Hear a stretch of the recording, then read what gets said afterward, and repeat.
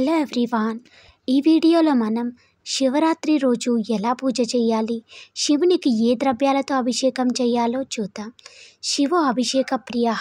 శివుడు అభిషేక ప్రియుడు. కాసిని నీళ్లు లింగంపై పోస్తే సంతోషించి సర్వ ఐశ్వర్యాలను ప్రసాదిస్తాడు. శివలింగంపై నీళ్లతో అభిషేకం చేసి పూలు, పత్రి, మారేడు దళాలను ఆయన శిరస్సుపై ఉంచేవాని ఇంటిలో దేవతల గోవు కామధేనువు కాడి పశువుగా పడి ఉంటుందట.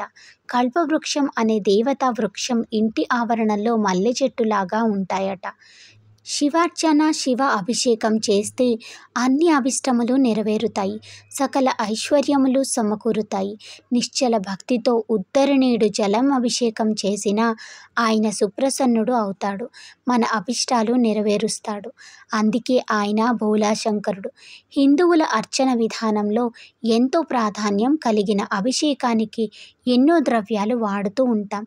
అలా మనం వినియోగించే ఒక్కో ద్రవ్యానికి ఒక్కో విశిష్టత, ఒక్కో ప్రత్యేకత, పరమార్థం ఉన్నాయి.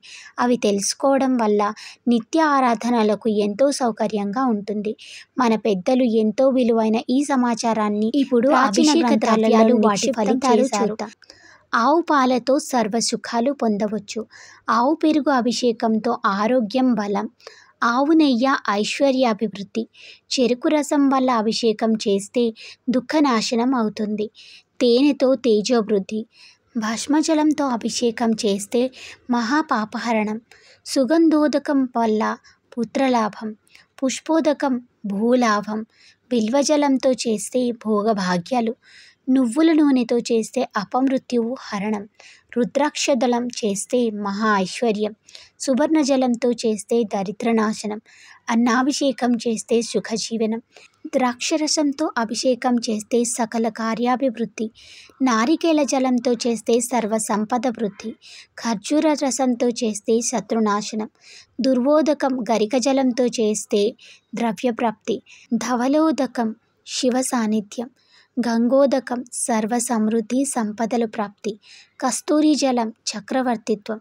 నేరేడు పండ్ల రసం వైరాగ్య ప్రాప్తి. నవరత్న జలం ధాన్యం, గృహప్రాప్తి. మామిడి పండు రసం దీర్ఘ వ్యాధి నాశనం. పసుపు కుంకుమ మంగళప్రదం.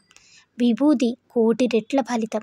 విష్ణువు అలంకార ప్రియుడు. శివుడి అభిషేకాన్ని చాలా ప్రియంగా భావిస్తాడు కాబట్టి అభిషేక ప్రియుడు అని పిలువబడుతున్నాడు. ఎడతెగని జలధారతో శివలింగాన్ని అభిషేకిస్తారు. శివుడు గంగాధరుడు. ఆయన శిరస్సుపై గంగ ఉంటుంది. అందువల్ల శివార్చన, అభిషేకం ముఖ్యమైనది.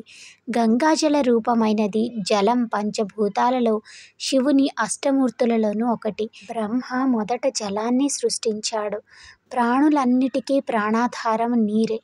మంత్రపుష్పంలో యోపమాయతనం వేద ఇత్యాది మంత్రాలలో నీటి ప్రాముఖ్యత చెప్పబడుతూ ఉన్నది. అందుచేత శివ పూజలలో జలాభిషేకానికి ఎంతో ప్రాముఖ్యత ఉంది. భగవంతుని 16 ఉపచారాలతో పూజిస్తారు. అందులో ఇతర ఉపచారాల కంటే జలాభిషేకం రూపమైన స్నానమనే ఉపచారమే ప్రధానమైనది. హోమము కంటే తర్పణము, తర్పణం కంటే జపము, జపం కంటే అభిషేకము గొప్పవని చెప్పబడినాయి. కాబట్టి ఈ శివరాత్రి రోజు ఇలా నానా ద్రవ్యాలతో అభిషేకం చేసి ఆ శివుడి కృపకి పాత్రులవుదాం. ఓం నమః Shivay. Thanks for watching. Please like, share and subscribe.